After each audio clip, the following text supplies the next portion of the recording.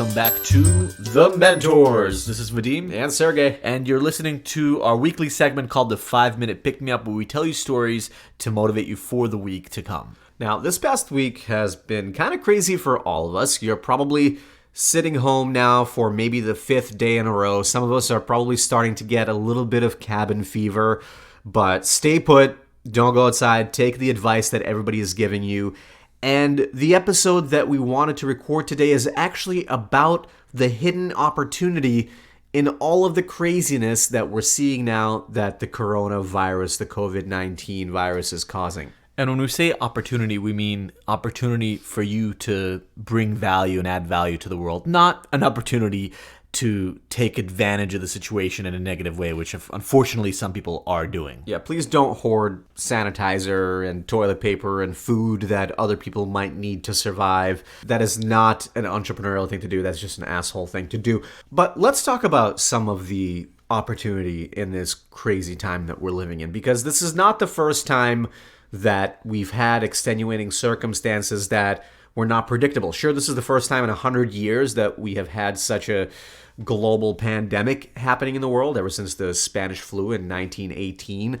But we've had periods of recession, we've had periods of unpredictable economic times, and this is not unlike some of those periods of time. So let's look back at a story that happened in about 2001, where we also had an event that all of us remember, of course, that was completely unprecedented, unpredictable, and we didn't know how to handle it. And that was, of course, the 9/11 attacks on September 11th, 2001, where the world changed, and especially the atmosphere in New York City at that time changed. This was also a time where the bubble burst, the dot-com bubble, so investment had slowed. Internet companies were less exciting than they were just the year prior, and a lot of companies failed at that point in time. And around that time in 2001, Scott Heiferman was in New York City thinking about the next startup that he was going to try to start. And he noticed that something was different about the way people were treating each other and acting in New York City post 9/11. His neighbors, for the first time, started talking to him and trying to take care of each other. And he noticed that there was this craving for a better sense of community that he had not seen yet happen in New York City.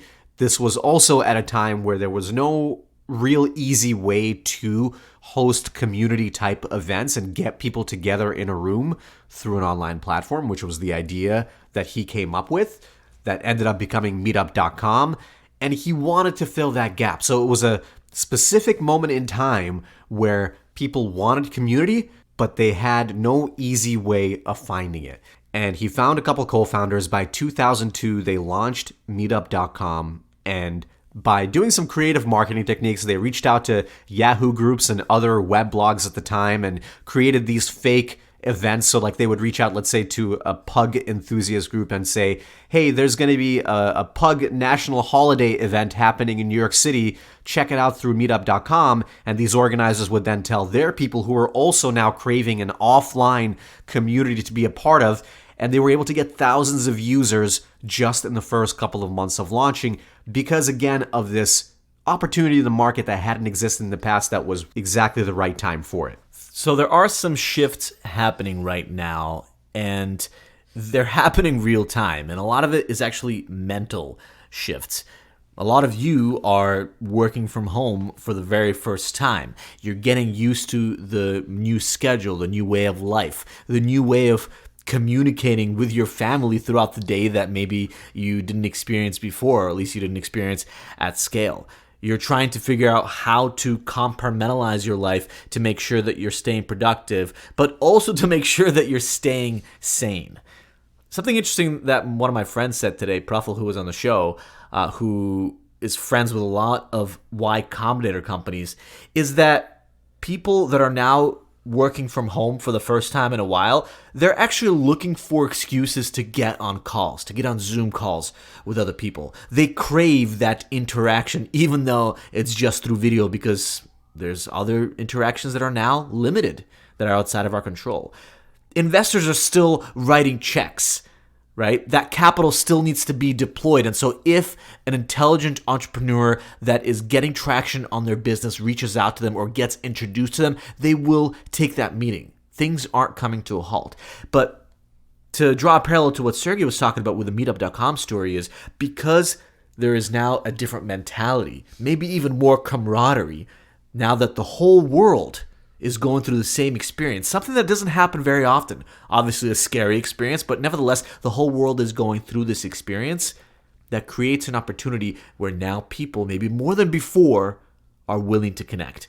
I have a specific example of that. Last week, Sergey and I were supposed to be at South by Southwest in Austin, Texas, because we had a live podcast recording session that we were going to do there in front of a pretty big audience. And of course, South by Southwest got canceled.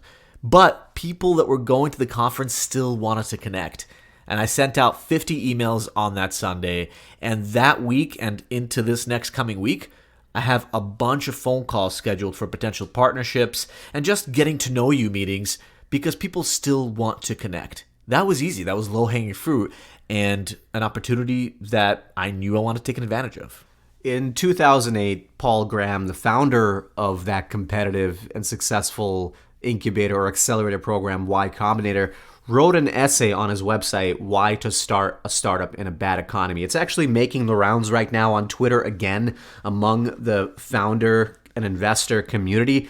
And one of the things he writes about in that essay is that if you are the type of person that is a creator, that's a builder, that is trying to build a company, the economic situation actually doesn't really matter. The timing is never going to be perfect. And in fact, a recession where other people might be cutting back or where bigger companies might be cutting back, it might actually be a better time for you to buckle down and focus on launching a business. Of course, some companies like restaurants might not be a good time to start a restaurant. But for a lot of founders, if you're sitting there thinking of ideas, don't wait for a perfect time. The best time to buy stock is when the market is down. Same thing is the best time to buy your own company stock or invest in your own company is now when other people might not be paying attention to the opportunities that are available.